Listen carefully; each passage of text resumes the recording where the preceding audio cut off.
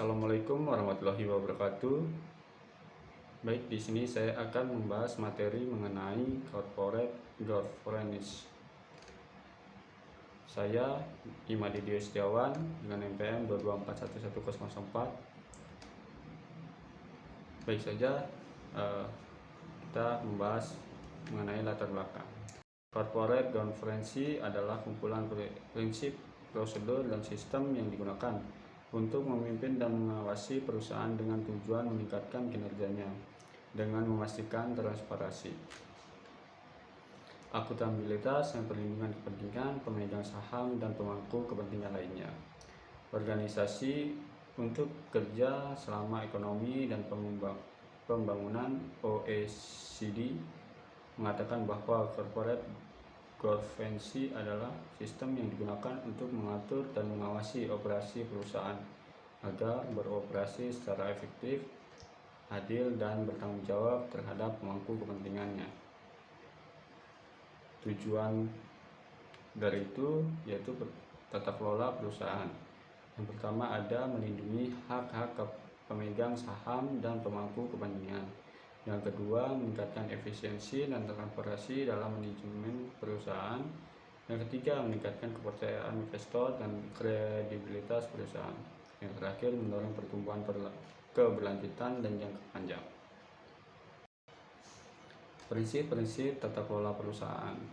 Yang pertama ada transparansi, yang dimana transparansi adalah keterbukaan perusahaan dalam menyampaikan informasi yang relevan, akurat, dan tepat waktu kepada seluruh pemangku kepentingan. Prinsip ini bertujuan untuk membangun kepercayaan publik terhadap operasional perusahaan dan meminimalisir adanya asimetri informasi antara manajemen dan pihak internal. Akuntabilitas merupakan pertanggungjawaban manajemen dalam melaksanakan tugas dan kewenangan kepada pemegang saham serta pemangku kepentingan lainnya.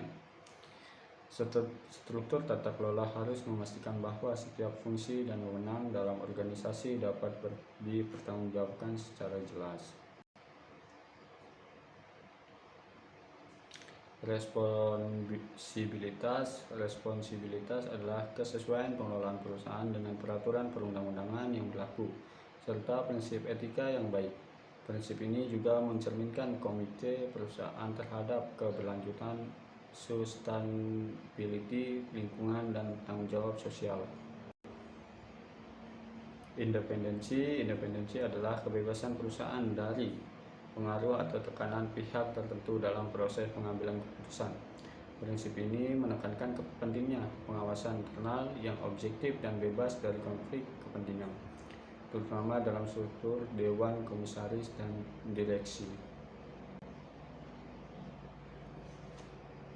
Perkembangan tata kelola perusahaan ada 4. Yang pertama era 1990-an, skandal keuangan besar mendorong lahirnya standar internasional. Yang kedua tahun 2000-an, lahirnya regulasi seperti Sarbanes-Oxley Act AS. Yang ketiga Indonesia, penerapan pedoman umum Corporate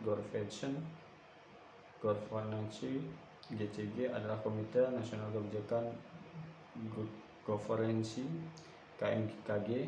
Saat ini fokus pada keberlanjutan sustainability, ESG, environmental, sosial, dan governance, dan digitalisasi tata kelola. Kesimpulan, 5 prinsip utama yaitu transparansi, akuntabilitas, responsibilitas, dan independensi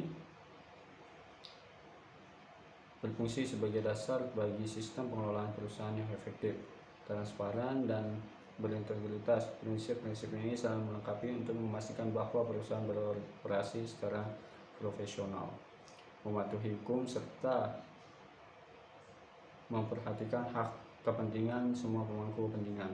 Prinsip-prinsip ini meningkatkan kepercayaan publik dan investor serta mendorong lingkungan usaha yang sehat dan berkelanjutan. Oleh karena itu, tata kelola perusahaan yang baik menjadi kunci keberhasilan daya saing perusahaan di dunia bisnis kontemporer. Baik, terima kasih. Mungkin itu saja yang bisa saya sampaikan. Mohon maaf jika ada salah kata. Pada Tuhan saya mohon ampun. Saya tutup. Wassalamualaikum warahmatullahi wabarakatuh.